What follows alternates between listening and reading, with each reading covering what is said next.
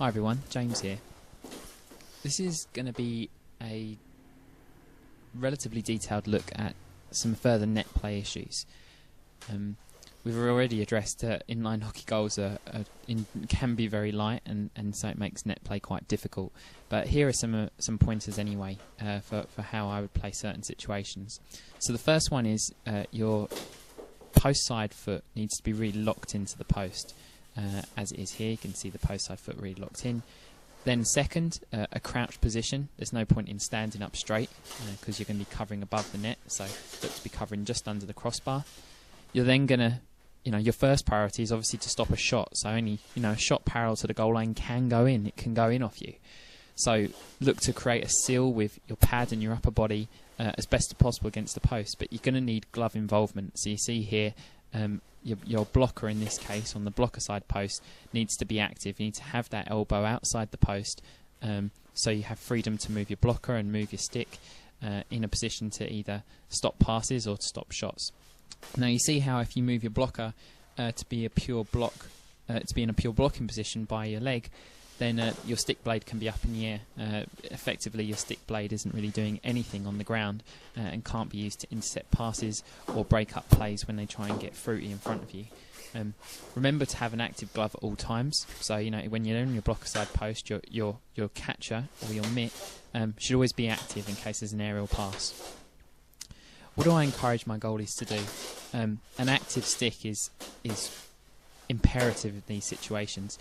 To be able to, in the situations where it's appropriate, cut out centering passes that travel close to you is such a valuable tool. If you don't have to make a save, you shouldn't be.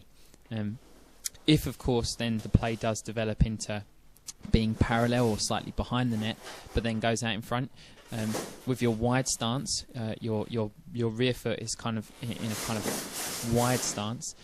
Then you have the opportunity then to go into down your VH movement, so your vertical horizontal, and then because it's a tight in play, there's a poor angle, you'll put your far side pad down on the ground, keeping your upper one vertical, and then follow the points that we went over in the VH video.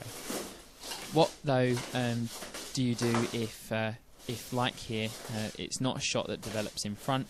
And it doesn't stay out to the side, or it isn't a pass that's in your... Here you see there's this area where you have the ability to cut out a pass. What if it goes beyond that? Well, then you need to be aggressive with your skating. So here, one of the things that you need to be ready when you're in this position is have power in that post side leg to be able to push off and make an aggressive skate. A skating action towards the point if a shot goes out. And what's important here is our looking off of the play. So we've talked about looking off of the play before, and that is effectively being aware of everything that's developing in front of you.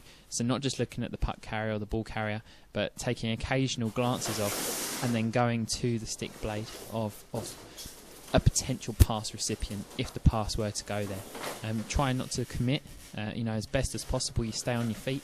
But if it is an immediate scoring opportunity and you need to get there and you need to make the save straight away, then you have no alternative but potentially to make a down commitment save on a tight in shot.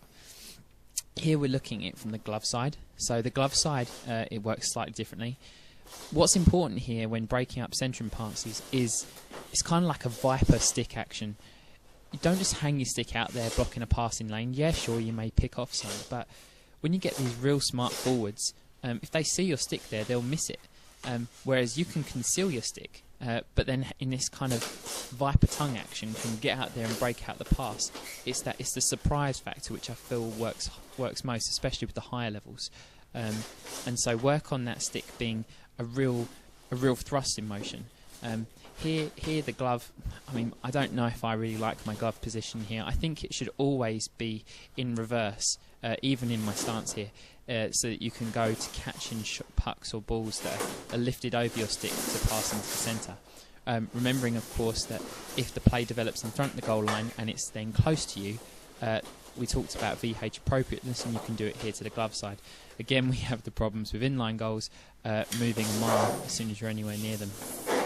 And lastly, remember to have pressure on that post side foot to push out if you need to.